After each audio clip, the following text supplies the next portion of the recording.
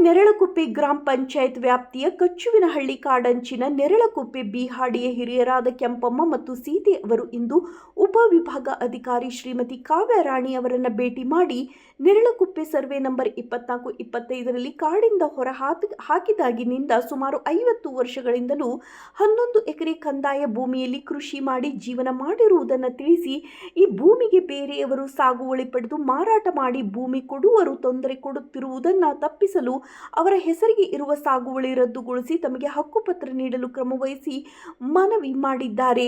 ತಾಲೂಕಾ ತಹಶೀಲ್ದಾರ್ ಮಂಜುನಾಥ್ ಹಾಗೂ ತಾಲೂಕಾ ಪರಿಶಿಷ್ಟ ಪಂಗಡದ ಕಲ್ಯಾಣ ಅಧಿಕಾರಿ ಅವರಿಗೂ ಮನವಿ ಮಾಡಿ, ತಮ್ಮ ತಂದೆ ಕಾಲದಿಂದಲೂ ಕಾಡಿಗೆ ಹೊಂದಿಕೊಂಡಂತಿರುವ ಕಂದಾಯ ಭೂಮಿಯಲ್ಲಿ ಕೃಷಿ ಮಾಡಿ 11 ಎಕರೆ 5 ಗುಂಟೆಯಲ್ಲಿ ಬೆಳೆ ಬೆಳೆದು ಜೀವನ ಮಾಡಿದ್ದೇವೆ. 1987ರಲ್ಲಿ ಚೆನ್ನೇಗೌಡನ ಮಗ ಸಂಜೀವ ಭೂಮಿ ತನ್ನದೆಂದು ತಕರಾರು ತೆಗೆದ.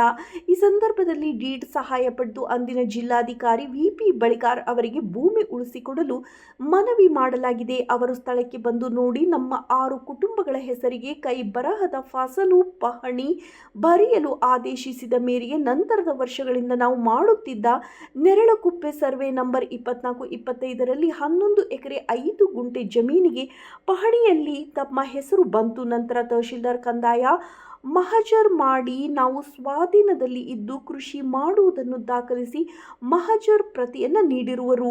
ಸಂಜೀವನ ತೊಂದರೆ ತಪ್ಪದ ಕಾರಣ ದಾಖಲೆ ಪರಿಶೀಲಿಸಲಾಗಿ ಮೊದಲು ಮಲ್ಲಿಗೌಡ ಮತ್ತು ಬೀರೇಗೌಡ ಸಾಗುವಳಿ ಮಾಡಿಸಿಕೊಂಡು ಕೆಲವು ವರ್ಷಗಳ ನಂತರ ಕೊಡಗಿನ ಚೆನ್ನೇಗೌಡರಿಗೆ ಮಾರಿದ್ದರು. ಇವರು ಪೋತಿ ಆದಮೇಲೆ ಅವರ ಹೆಂಡತಿ ನೀಲಮ್ಮನಿಗೆ ಖಾತೆ ವರ್ಗಾವಣೆ ಆಯಿತು ಎಂದು ದಾಖಲಾತಿಗಳಿಂದ ತಿಳಿಯಿತು. ಈಗ ತಾಯಿ ಪೋತಿ ಆದ ಮೇಲೆ ಸಂಜೀವ ತನ್ನ ಹೆಸರಿಗೆ ಖಾತೆಗೆ ಅರ್ಜಿ ಸಲ್ಲಿಸಿದ ಸಂದರ್ಭದಲ್ಲಿ ನಾವು ತಕರಾರು ಅರ್ಜಿ ಸಲ್ಲಿಸಿದೆವು. ಆದರೂ ಅವರ ಹೆಸರಿಗೆ ಖಾತೆ ಕೂರಿಸಿರುವುದು ದಾಖಲೆಗಳಿಂದ ತಿಳಿದು ಬಂದಿದೆ. ಹಲವು ಬಾರಿ ಡಿಸಿ ಎಸಿ ಅವರಿಗೆ ಮನವಿ ಮಾಡಿ ಸಂಜೀವನ ಹೆಸರಿಗೆ ಇರುವ ಕಂದಾಯ ದಾಖಲೆಗಳನ್ನು ಹಾಗೂ ಹಳೆಯ ಸಾಗುವಳಿ ಪತ್ರ ರದ್ದುಗೊಳಿಸಿ ಭೂಮಿ ಅನುಭವದಾರರಾದ ತಮಗೆ ಹಕ್ಕುಪತ್ರ ನೀಡಬೇಕೆಂದು ಕೇಳಿಕೊಂಡರು.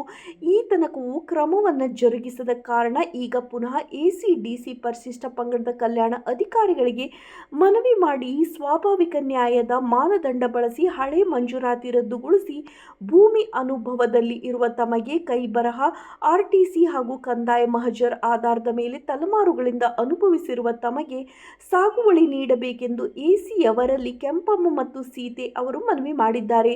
ಸ್ಪಂದಿಸಿದ ಎಸಿ ಅವರು ತಹಶೀಲ್ದಾರ್ ವರದಿ ತರಿಸಿ ಕ್ರಮ ಜರುಗಿಸುವುದಾಗಿ ತಿಳಿಸಿದ್ದಾರೆ. ಅಲ್ಲದೆ ತಹಶೀಲ್ದಾರ್ ಸ್ಥಳ ಭೇಟಿಗೆ ಬರುವುದಾಗಿ ಸಕಾರಾತ್ಮಕವಾಗಿ ಸ್ಪಂದಿಸಿದ್ದಾರೆ. ಈ ಸಂದರ್ಭದಲ್ಲಿ ಡೀಡ್ ನಿರ್ದೇಶಕ ಡಾಕ್ಟರ್ ಶ್ರೀಕಾಂತ್ ಜೊತೆಗಿದ್ದರು. ವರದಿ ಶ್ರೀಕಾಂತ್ ಹುಣಸೂರು.